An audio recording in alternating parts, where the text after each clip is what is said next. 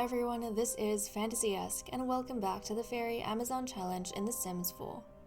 We are following the reign of Queen Cypria Reed Daisy, who has recently celebrated the birthday of Vivian and Titanian Night Ember.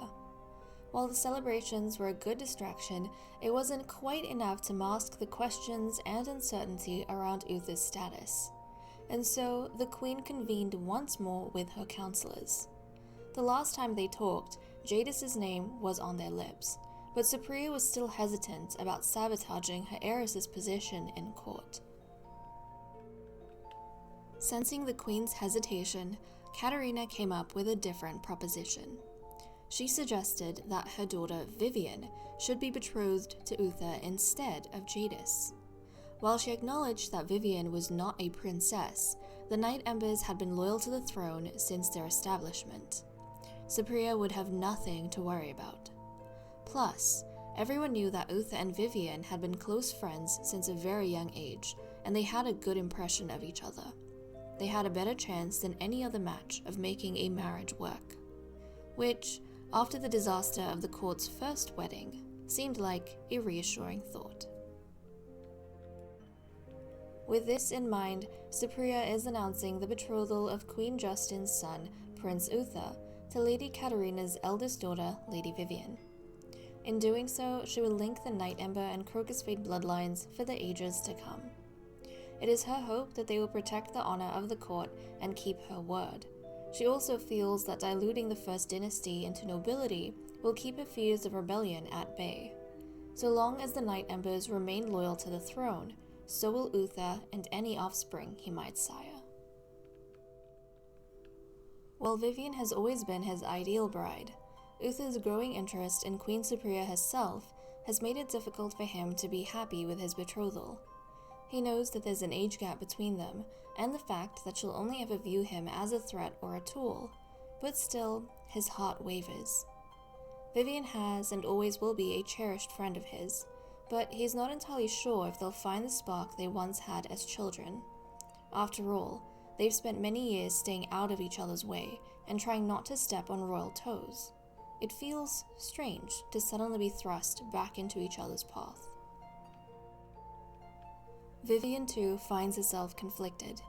She can see that Uther is forcing a smile on his face, but she's not sure what the problem is. Yes, their union was unexpected, but she herself has no issue with it. A long time ago, she chose to step aside for a princess who didn't know how to value what she had. And now fate has brought her another chance to live the life she wanted with the person she wanted. Vivian still remembers the beginnings of something she refused to let herself explore when she was young. But now, she has the Queen's blessing to open up her heart and see if it will beat for Uther. We are picking up at 3 p.m. on Wednesday. Vivian and Uther are now betrothed. That's right, this is the decision that the Queen has come to. She was very, very hesitant on sabotaging Lynette. Even though the court doesn't have the best opinion of Lynette, succession is quite clear within the fairy queendom, just like it is with the vampires, and the Queen doesn't want to destabilize the way they do succession by suddenly giving Jadis much more approval and legitimacy. So she wasn't really coming to a decision, and then Katerina stepped up and said, well, we do have another option. Instead of kind of leaving Uther to his own devices and being uncertain of where his loyalties lie, you could betroth him to my daughter Vivian. You know, our bloodline from the very beginning has been entirely loyal to the throne, and we have basically destroyed ourselves to make sure that nothing happens to the royal family. So if anyone were to prove how loyal they could be, it would be the Night Embers. And so the Queen felt a bit reassured by that, and she decided to betroth Uther to Vivian. Plus, unlike Lynette and Uther, who had a bad impression of each other and a bad compatibility, he has a good compatibility with Vivian. So already the Queen's kind of been embarrassed by the fact that marriage she arranged broke off so quickly, or was dissolved so quickly. So she's kind of hoping that they will kind of keep her word and they will make the marriage work. Otherwise, she is going to look really bad if all these marriages she's arranging just keeps breaking off. So there was that. And, Vivian and Uther have been friends since they were children. They were very close. Vivian was Uther's ideal bride when he was 18. So now it's kind of being fulfilled in a way. But they have mixed feelings at this point. I think Vivian is happy with the betrothal, but she's uncertain because Uther seems unhappy. And I think for him, he is conflicted because ever since he's become a young adult, suddenly his admiration for Queen Cypria has started turning into a crush. So it's kind of hard for him to see her matching him up with someone else, even though he feels that there might be something between them. I feel like it's more one-sided, but his feelings for her are growing. So it's kind of hard for him to imagine another fairy that way. So anyways, there is some bit of chaos going on, and we do have a betrothal portrait for these two that has been added, to the gallery right over here. We had the wedding and betrothal portrait of Uther and Lynette basically destroyed because the queen feels since the marriage has been dissolved, there's no point in opening up old wounds and revisiting them. So those portraits have been destroyed, but she does have this betrothal portrait of Uther and Lynette. So there is that, and I wanted to actually go through and do some betrothal whims. But in case you guys were curious, Lynette's friendship with Uther is at an 85, and they have good compatibility, like I said. They don't have any romance with each other, so I don't know how that is going to go in the future. But for now, Lynette, she wants to be friendly. Oh, not Lynette, sorry. Vivian wants to be friendly with Princess Lynette. So, let's discuss local fishing spots, but maybe this is Vivian's way of saying that you weren't the one and only one for Uther. There are many other fish in the sea, and if you can't hold on to him, then someone else will. In this case, it is me. Like when we were young, I could have explored this option, but I backed off for you. And what did you do? You basically humiliated the queen, you humiliated the match, and you discarded him. But I'm not gonna be like you. And she also wants to cloud gaze with Lady Kayla, so let's go find Lady Kayla. Kayla, can you come out so Vivian can cloud gaze with you? Let's cloud gaze. I think it's in deep thoughts. Cloud gaze. Now I think her wanting to cloud gaze with Kayla is probably also her wanting to talk to a non-council member, like someone who's removed from the upper echelons of power, about what this marriage might mean for her. Because if Vivian goes through with marrying a prince, then she is going to get +2 influence points. This is going to make her more influential. And right now, I think she has, if I'm not mistaken, I think she has 7 points along with Kayla and Titania. She's obviously not, sorry, it was Kayla. She doesn't have a good relationship with her sister, so I don't think she'd be able to talk to her sister about this, but she has a good relationship with Kayla. So obviously as someone who has the same amount of influence in court as her, she is pondering this situation and this whole circumstance. The fact that if she marries Uther, suddenly Vivian, I think, is going to have the same amount of influence as Brant and Katerina, her mother. So this marriage is going to take her family to new heights. So can we go? Oh, come on. Come on. Why is this so difficult? Sorry, Kayla. I don't know why this is so difficult. This should be very, very easy. Okay, here we go. Yeah, she's talking to Kayla about how this marriage is going to take her family to new heights. Suddenly she's going to have 9 influence in court. She's going to have the same amount as her mother and Lady Brant. And that's a big deal. That is a big, big deal. So even though her family in and of itself is falling apart, it seems as though they are managing to somehow pave their way in court. So that's what she's spending her betrothal doing. Uther also has some betrothal whims. He actually wants to chat with Lady Kayla. And I think he's curious about what's going on in Vivian's mind, and he probably saw that Kayla and Vivian, they were cloud gazing, and he wants to,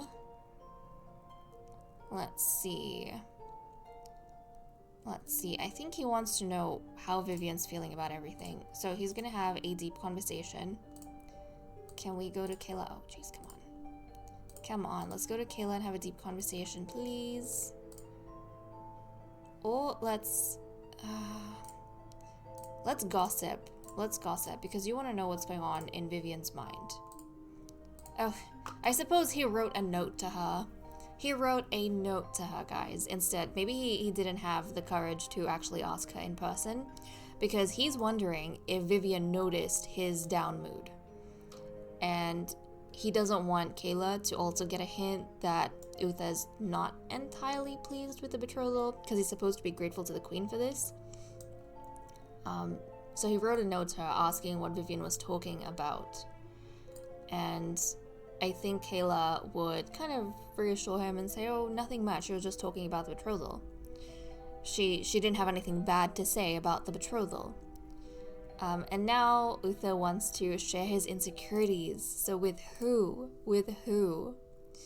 Let's take a look. He has a 20 friendship with Bren, a -64 with Lynette, an 85 with Jadis, a 99 with Tinka, an 85 with Vivian, a 95 with Supriya, 100 with Katarina, an 86 with Titania, -79 with Brant, 47 with Sycorax, and a 99 with Kayla. So I think the only one he has 100 with is Katarina, which is perfect because Katarina is going to be his mother-in-law.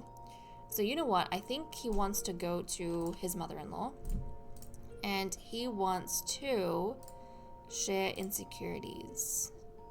Now, where might that? Okay, over here. So I think Uther is starting to feel a little bit guilty now. He's actually starting to feel, hold on a second, guys. He's starting to feel a little bit guilty about the fact that he has feelings for Supriya, and he is not as excited about marrying Vivian as he should be. Plus, he's heard that Vivian has been saying good things about the betrothal. So now he's actually wondering whether or not he'll be able to go through with this, and he's wondering whether or not he'll be able to dedicate himself to Vivian. So he's gonna share his insecurities with his mother-in-law because he knows that Katarina has a special place in court. She is very, very close to the queen herself, and obviously she is Vivian's mother. She's the one who kind of pitched the match to the queen. So he's wanting to tell her that, in all honesty, I do have these doubts, and I'm not entirely sure if I'll be able to work through them or how I will work through them. And I think Katarina would kind of tell him to give Vivian a chance. You guys almost had something when you were younger, but that had to be put aside because you were forced to be with Lynette. But now fate is kind of giving you another chance. You might have something that you'll miss out on if you don't explore this path with her. So before you come to a conclusion, before you back out, you should know that, nothing official is ever going to happen between you and Queen Supriya. Because you were born into the court, you are fated to be married to one of the daughters of the court. And this might be the best match that you kind of get. The queen's emotions have been a little bit all over the place because of her sickness, but it is time for her to deal with some of the relationships in court. So let's dive into it. First off, the queen is going to be, let's see, where's the fairy powers? Influencing her relationship with Katarina. And the number I randomized was 4. So she's going to decrease the romantic relationship she has with Katerina. Now, obviously, the queen has listened to Katerina in arranging the match between Vivian and Uther. And I think right now she has the most romantic relationship with Katerina. But the queen is also being a little bit aware of the fact that she doesn't want to blindly listen to everything Katerina tells her because of their close relationship. So I think she's trying to put a little bit of distance between herself and Katerina, at least romantically, so that it doesn't become a factor in her decision making. Oh, so right now she has a -10 romance with Katerina. I should have looked at what it was beforehand, but it's in the negative now. Next up, the queen wants to influence Kayla's relationship. Hold on. Kayla's relationship. Sorry, fairy powers. With Katerina as well. And I randomized a number 2. So she's increasing the romantic relationship between Kayla and Katerina. Right now, Kayla has, the most romantic relationship with Katerina as well. She has a 22 romance with Katerina. You know what this could be? I think the queen is trying to balance the influence Katerina has over her, but also she's kind of using her counselor to get closer to Kayla because she has noticed that the new betrothed couple have been spending quite a bit of time with Kayla, and she wants assurance that everything is okay between them. She wants assurance that there isn't going to be a problem at the wedding like they had with Uther and Lynette. She wants to know that Vivian and Uther are fine and that everything is good with each other. So again, she's using one of her counselors to show her will, to get close to Kayla and use that relationship as a leverage to find out what's really going on in the minds of the youngsters. So now Kayla has a 58 romance with Katerina. There we go. This is the second time we've noticed the queen doing something like this, where with one person, I think in the last episode with Tinka, she reinforced her friendship, but then she got one of her counselors, Bren, to basically decrease the friendship with Tinka and show the queen's displeasure. And she's kind of doing that again, but with a different counselor this time around. She's reducing her romance with Katerina, but then she's using Katerina to romance Kayla so that she can find out what's going on in the minds of Uther and Vivian. And that is so strange for me to be saying Uther and Vivian instead of Uther and Lynette. I'm so used to saying Uther and Lynette. And look at these two. They have been sword fighting quite a bit more today, ever since the betrothal was announced, fascinatingly enough. Very, very intriguing. I normally get the queen to do all the relationships at the end of the episode, but I kind of wanted to do it a little bit earlier today. That's fine. We're going to go ahead and check out the whims of some of our Sims to see how they feel about the new betrothal that's been announced, because I think for a lot of them it would be very, very unexpected. So Titania wants to apologize to Crown Princess Lynette. Would you look at that? I think Titania, you know what? At this point, like, her relationship with her sister is the worst. It's at -99. With Lynette, it's -94, and with Jadis, it's 41. So I think out of the 3 candidates, really, she would kind of prefer if Uther was with Jadis instead. But obviously, she's not going to tell that to Lynette. Instead, I think she's just going to apologize to Lynette for the fact that Vivian has swooped in and taken what was kind of rightfully Lynette's. Even though Lynette has divorced Uther, but I think for Titania, it probably also feels kind of pathetic that the very thing her family destroyed itself for was so feeble, so flimsy. It was kind of thrown aside so easily. But yeah, she's gonna apologize for that reason. So where is apologize? Let's try and apologize. So Lynette, wherever she was going, Titania stops her in the hallway here to apologize to her. Ay. Okay, so that probably makes it feel a little bit better, but I think she's venting some of her frustration at the fact that it meant so little to Lynette. And I don't know, some part of her can't accept that Uther is not going to be with Vivian after all of that, at a time when she can't even be happy for Vivian. Okay, next up we have Crown Princess Lynette herself.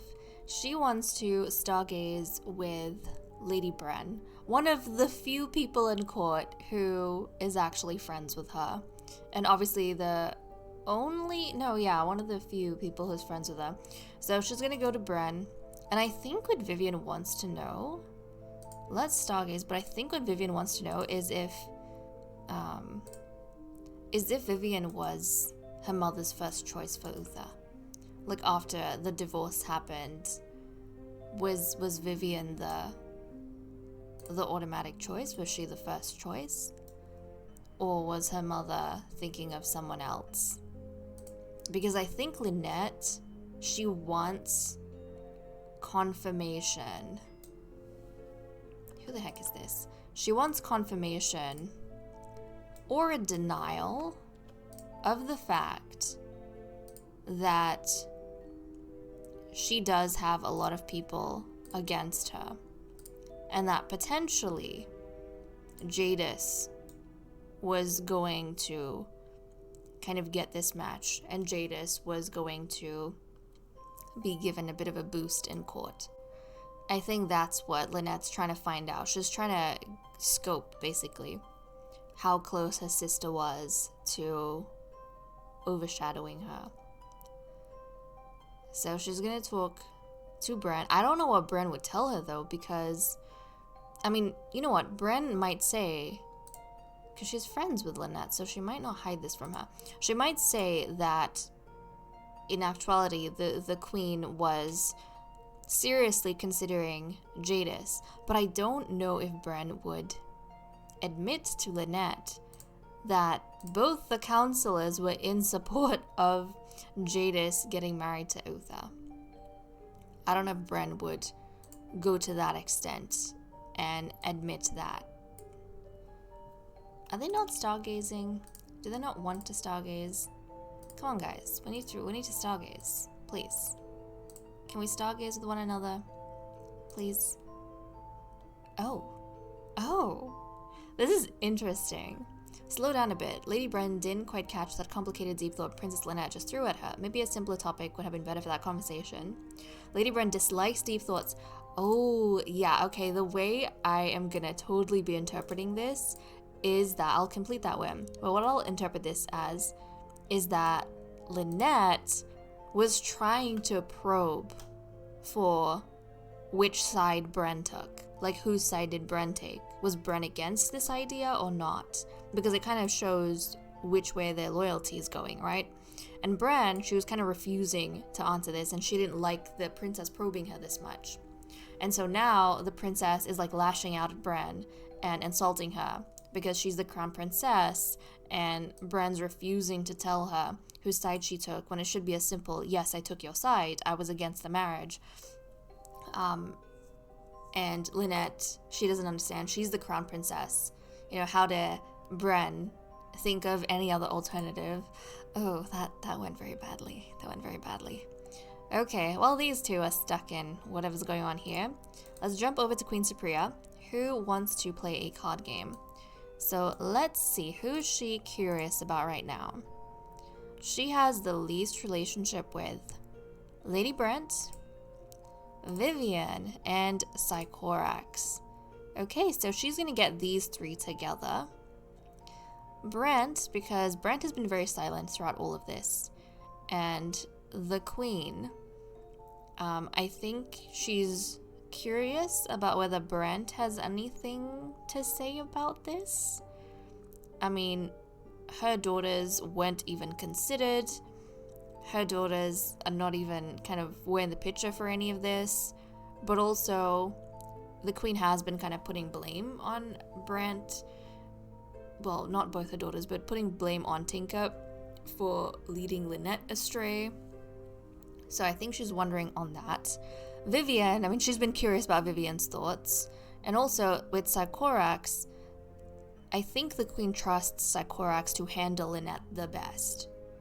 So she's probably, through Sycorax, wanting to know what's going on in Lynette's mind as well. So let's see who actually shows up to the table. Let's have a look. Who's gonna show up at the table? Okay, I love that Sycorax was the first one to show up. And Vivian has shown up as well. Brant. Oh look, Brant joined as well. Nice. So all three of the ladies who the queen invited, they did show up to the cards table. And they're not exactly hiding away from the queen. Obviously Vivian would say that she's very, very pleased with the match. Like, what else is there to say for her? And she's not exactly lying. She won't tell the queen that she's unsure about what's going through Uther's mind. She won't say that at all. And Brant, yeah, Brant's not going to complain. I don't think Brant wants to give the queen any more reason to dislike her. No. Sycorax, meanwhile, Sycorax is going to kind of take him on the side and make it clear that the Falcon Russells, they don't have any problem with this. There's going to be no kind of revolts with this family just because the Night Embers once more have kind of overstepped them. Oh? Prince Uther and Queen Cypria's romantic relationship has fizzled away? Well, that's perfect timing, isn't it? That's perfect timing. Because that's exactly what needs to happen. Like, Uther needs to get over whatever he's been having with Cypria so he can focus on Vivian. Okay, next up we have Lady Brant, who has now left the table. She wants to be mischievous with Lady Kayla. Yeah, I think they would have heard about... Let's see. We'll start a preposterous rumor, but I think Brant has heard about Kayla and Katerina suddenly getting very close and romantically involved, and maybe she wants to tease Kayla a little bit. I mean, she is close friends with Kayla and Katerina, so I think she wants to tease Kayla about this new romance that she's suddenly having with Katerina. So let's go ahead and talk about this. Oh my goodness, what's going on with you two? What is going on with you guys? Like, the toilet is disgusting. But what is going on with you guys? Can you just talk? Just be mischievous. Come on. Just be mischievous. I think she somehow did manage to talk to Kayla, but yeah, I think that's what she wants to do. They haven't had something this sweet and simple to get excited about in a while. Everything's been drama and chaos and planning.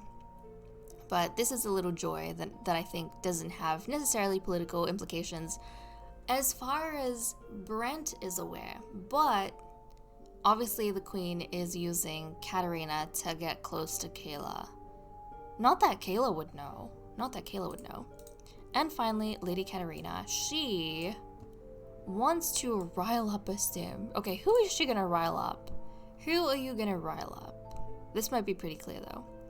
She has 100 friendship with Bran, a 73 with Vivian, an 88 with Brant, 74 with Lynette, 100 with Jadis, 100 with Cypria, 100 with Titania, 100 with Uther, 100 with Kayla, a 50 with Tinka, and 100 with Sycorax. Okay, she's gonna go to Tinka. And she is going to... Actually, I should reset her so that she can go and do what she needs to do without being too much of a problem. Okay, let's just instantly fly here. And then you can rile up Tinka all you want. Okay. She's gonna rile up Tinka. And I think she is gonna try and make sure that Tinka doesn't overstep her boundaries and ruin this betrothal as well. Yeah. or doesn't cause any unnecessary drama at the coming wedding, or that her family kind of stays in their place, is what Katerina would probably say to Tinka. I think also she doesn't really, I don't know, she has a good impression of Tinka, but I think a lot of her attitude towards Tinka comes from her overwhelming loyalty to the royal family.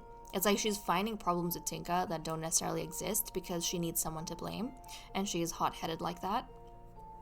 So that's probably what's happening with her. She's going to Tinka and telling Tinka that because of you, the royal betrothal, oh geez, now the sisters are fighting? She's saying that the royal betrothal has kind of fallen apart. Don't mess up this noble one as well. And I did get a notification that someone got into their first fight, but I was doing other stuff and I completely overlooked it. Who got into their first fight? Was it these two? Yes! Tinka and Sycorax got into a fight and this is their second one. Are you kidding me? What is their relationship? No! No! Sycorax and Tinka! They have a -96 friendship. What is going on? I'm so sad. I was hoping the twins, these twins at least, would have a better time and a better relationship with each other than Vivian and Titania.